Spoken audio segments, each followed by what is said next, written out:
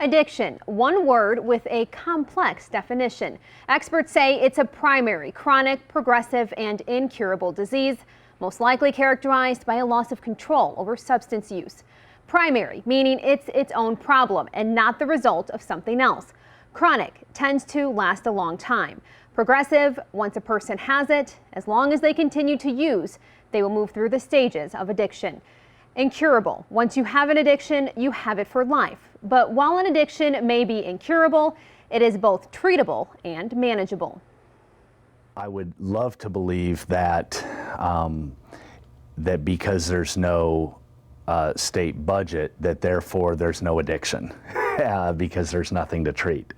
But that is not the case. Demand for our services has not changed. And if anything, some may argue that it's gone up. Battling an addiction of any kind is not an easy task, and it takes more than just the person wanting to change. There also needs to be support services and people willing to help them overcome the disease. This is where Gary Williams spends his days. Yeah, it's all about the students. He works in maintenance at the Hendrick House in Urbana. So we'll get those work orders right away. It's a job he takes a lot of pride in. And that's why I love what I'm doing here. Gary was born in Champaign, Urbana. His life far from perfect. I thought your mother getting beat down and getting shipped from place to place was normal. His mother's street life meant Gary had to take care of himself at the age of 5.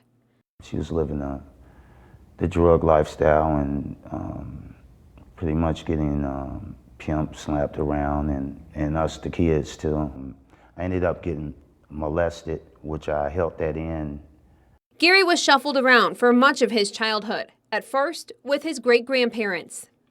A love that I never experienced, and it was like lollipops, rainbows, soda fountains.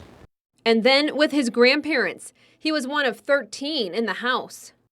I seen them doing smoking marijuana, and I had friends that did it, and then I said that I'll try it out.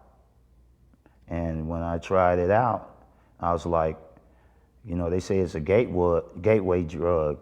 It was a finish line for me. Gary eventually started dealing, and after a fire landed him in the hospital, he became addicted to prescription painkillers. That led him down a path to harder drugs like heroin. It wasn't the fact that I had 2 DUIs. It wasn't the fact that I've had numerous arrests for intent to sell. It wasn't the fact that my mother and father died off of drugs and relatives. It wasn't the fact that everybody around me was either getting killed or shot, and the lifestyle.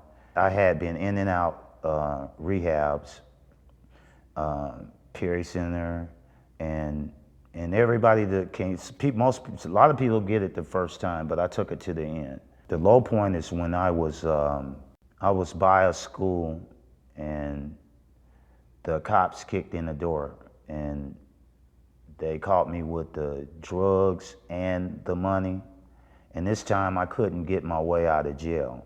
December 18th, 2007, the last time Gary saw the inside of a jail cell. Gary calls his battle with addiction physical, mental, and spiritual, and sadly, he's not alone. Thank you, sir. I'll take one hit of crack and I'm good. No, it doesn't work like that. They'll do it until they die, until they reach a point if they want to live. A lot of people won't live, and the stigma is that a lot, like if somebody had cancer or something, people would feel sorry for them. But when they see someone addicted by drugs, they'll say it's your own fault. If you don't make it, it's your own fault. No one can force an addict to stop, but Gary says having support makes all the difference. Tomorrow night on Fox Champaign News at 9, who helped Gary stay sober and how those resources are at risk of being eliminated.